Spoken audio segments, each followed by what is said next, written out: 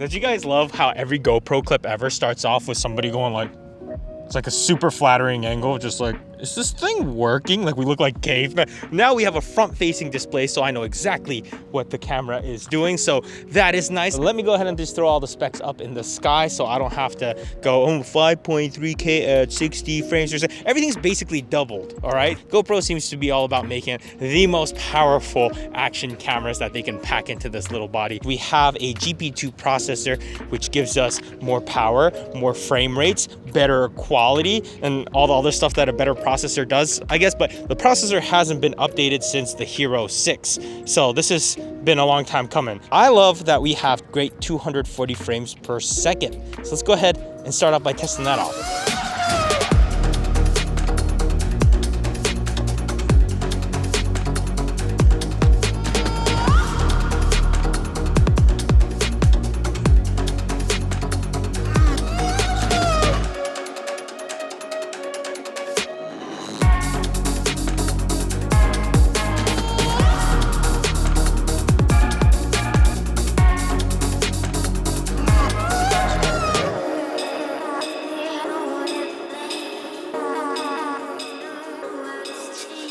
Having 240 frames per second at 2.7K is awesome. Even if you ramp up the speed, it still looks pretty good because it's 2.7K, and you could just pick out your favorite moments and slow that way down. If you think about it, it actually has better frame rates than the A7S. So the amount of power that they're packing into this little camera, really impressive. Now looking at the body itself, it's pretty much identical to the previous Hero 9, except for the blue logo and markings on the side, but that's pretty cool because that means a lot of the accessories, including battery cover, the lens, they all fit with each other. They did also make a nice little update to the lens cover by making it more scratch resistant and also hydrophobic. So if you're filming in the water or water gets splashed onto the lens, instead of it blobbing onto your lens and blurring out your image, it's gonna wick it off. Now if you own the Hero 9, that's good news because you can go ahead and take this updated cover and attach it to your 9, so you kind of get a little upgrade there. Now this is the media mod I bought for the Hero 9, but good news, since we're still dealing with the same size camera, it works just fine. They say pretty much every accessory for the 9 should work with the 10.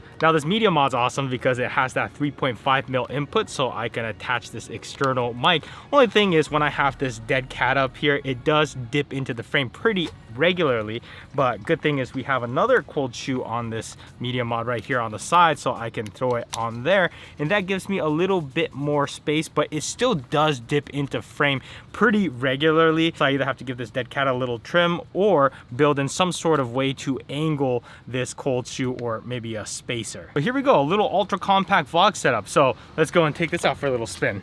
Hey Dylan, what is that sound? Do you hear it? It's beautiful. It's almost as beautiful as music from our sponsor, Epidemic Sound.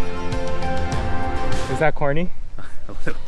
Epidemic Sound is a service that I've been using since pretty much the beginning of this YouTube channel. Huge selection of really high quality music, and with an account or a subscription, you can use as many of their songs as you want. So all the music in this video is from their library. But Dylan, what are your thoughts on Epidemic Sound? They say a picture is worth 1,000 words. This being a video, that's like more than 1,000, right? But you know what's more than 1,000 also? Epidemic Sound's library of over 30,000 music tracks from world-class composers, bands, and artists, with new tracks being added every week. Why do you always talk like that whenever we do a sponsorship segment? Like, you know, you can just say it like a normal person, right? Normal. Another word for normal is average, which is the exact opposite of Epidemic Sound. What they are is extraordinary. Epidemic Sound has over 90,000 sound effects, perfect for anything you're ever thinking and things that even your unconscious hasn't even thought of yet. So for example, if I wanted to express the lonely feeling I have when I have a great idea and Gene just says it's bad, I can get the kind of windy kind of howl that I feel in my soul. Just like that. Or a punch sound effect. No, you reacted too early, but my punch form was perfect. Oh, look who's FaceTiming me right now. Hi, Maddie. Hey. I'm filming right now and you just happened to call. Oh, 10? Yeah. Did you get a boat too? A boat? Oh my gosh, you're missing out. You got a boat? They sent me this selfie stick and I thought this was pretty cool, but you got a boat? Maddie thinks he's so cool because of his RC, but I'll show him cool. Oh, snap. You know what, this will work just fine.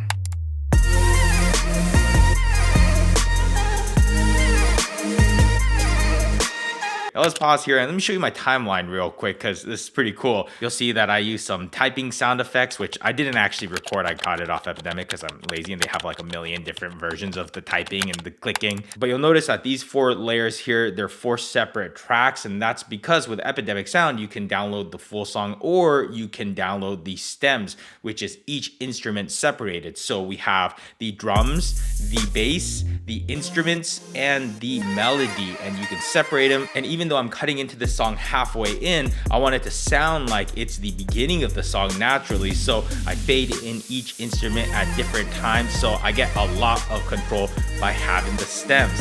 And let's say you're editing this really epic montage, but you want to cut away to some dialogue real quick or tone it down, we can just dip out a few instruments and make it seem really simple. Huge fan of Epidemic for always providing us with those stems so we have full control of the music. I'm going to throw a link down there in the description, which will give you a completely free trial so you can try them out and see for yourself. And let's get back to it. All right, we have made it to Catalina Island and we're riding bikes, which is why I'm wearing this goofy looking helmet. But hey, as Carrie would say, safety is sexy, right?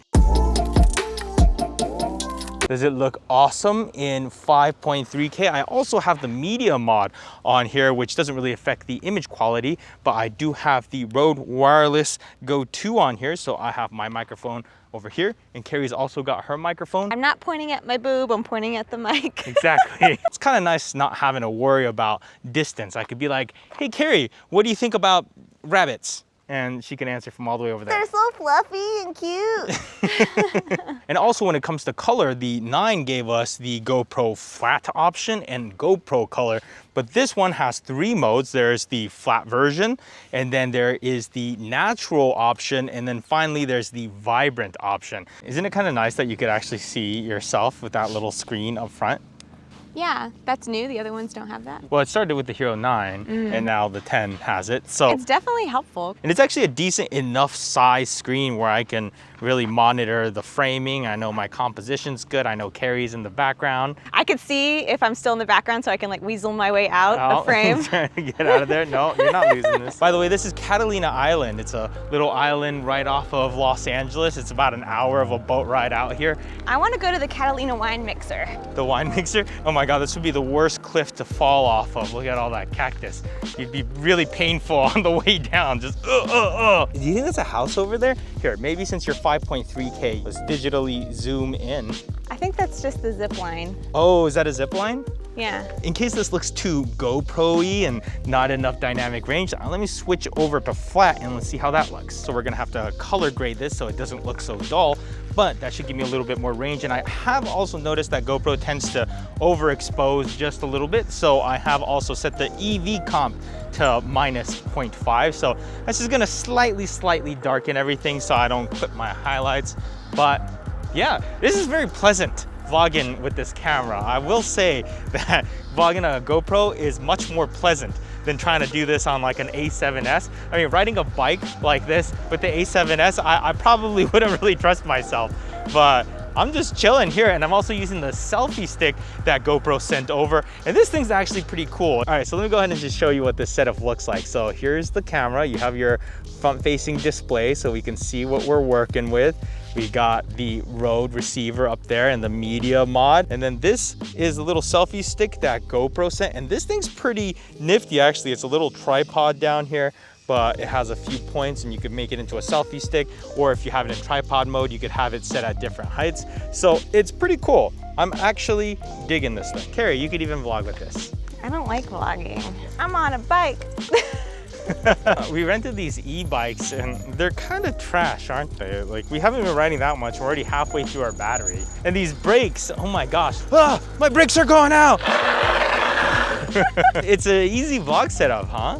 Yeah, this is very easy. Especially when you just clip on the mics like this. Like, I feel like this is good for someone like me who's very inexperienced and doesn't know what I'm doing with these things. Well, what's nice about vlogging on a GoPro is you're not worried about, you know, setting that exposure right. You just kind of press the record button and it generally guesses all the settings for you. And although it always looks like an action camera, it still looks pretty decent. Couldn't you put this on one of those, like one of those tiny little gimbals? Well, actually, you don't really need a gimbal for GoPros because the stabilization that's built in is really good, at least when it's daytime and bright like this, because you can digitally stabilize the footage when it's really bright and each frame is very crispy. But once you go into low light where every frame might be kind of blurry, it doesn't look as good to stabilize that. Like right now, it probably looks like you're on a gimbal, even though Carrie's like, trying not to fall off this cliff and riding this bicycle one-handed. I'm gonna go ahead and shoot this completely unstabilized so I can run it through Real Steady, which is the aftermarket plugin to get the best stabilization, and that's gonna give me the buttery smooth floating like footage. Now GoPro says with the new GP2 processor, we're able to get cleaner low lights, and I have actually noticed some improvements, especially in some of the dark areas of the frame. Seems like a little bit less noise jumping around in there, and some parts do seem a little bit brighter. It's nothing significant, but with action cameras always being so bad in low light, any improvement I will take. Also, shout out to this company, 3-Footed Monster. They sent me this mount for this GoPro, and at first I thought nothing special, it's just another suction mount, but turns out it's magnetic and it's a pretty strong magnet, and you can also see that there's springs on here that really help absorb vibrations. I guess they developed this to put on race cars, but it's also rubbery, so it's not gonna scratch up the paint. They also gave me a bigger one too that I can use for something like this A7S, but pretty cool. I thought the idea and concept was pretty cool, thought I'd share. But before I give the official thumbs up to this magnetic mount, I figured I'll try to shake it off the Tesla, and if it does fly off, then I will retract the recommendation and probably cry, because this GoPro Hero 10 that's on there is like $500. That's a pretty expensive camera compared to the other ones, but if you do get the GoPro subscription thingy, then you can get it at $399. So I think I could take this thing, put it in track mode, and let's go into drift mode. I'm not gonna be able to shake this thing off. And this is the Model 3 Performance, and I can floor it, and it's not even gonna come close to getting loose. So good job, 3-Footed Monster. They also sent us some Vegemite, or Vegemite, I don't know how you pronounce it, but apparently it's some Australian paste thing that they eat over there, so they sent some over for us to try. Apparently a lot of Americans think it's kind of nasty, but we are also funding another project for the potato farm. Dylan, who's it going to be this time? This is for Brian from Miami. So Brian wants to make a short nature film about the Everglades. So once he's finished, he wants to donate his film to local environmental groups for publicity. So congratulations, funding coming your way. If you have an idea to pitch us, let us know. Form down there in the description. This is kind of a nice way to vlog, isn't it? It's like, it's super chill. You know, I don't even have to hold a camera, we're just driving.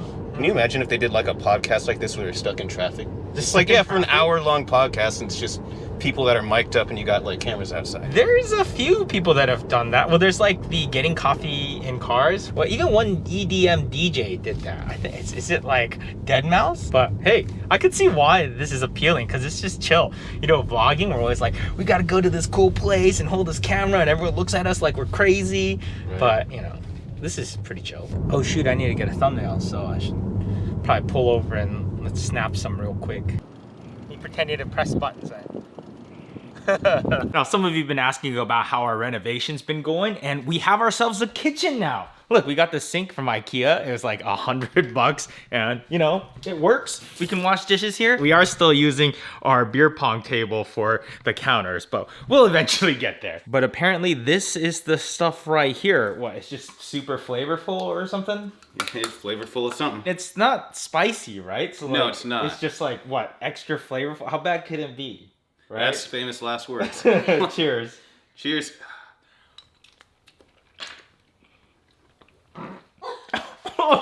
Oh! Dylan looks like he's gonna throw up. Oh! Dylan, you can puke. Dylan's about to puke. Oh! Clearly I was missing out.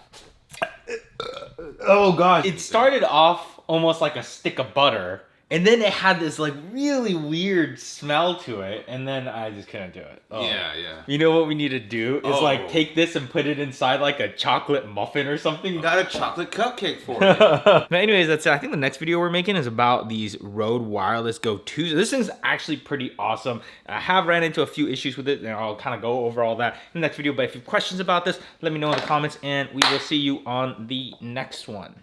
Late.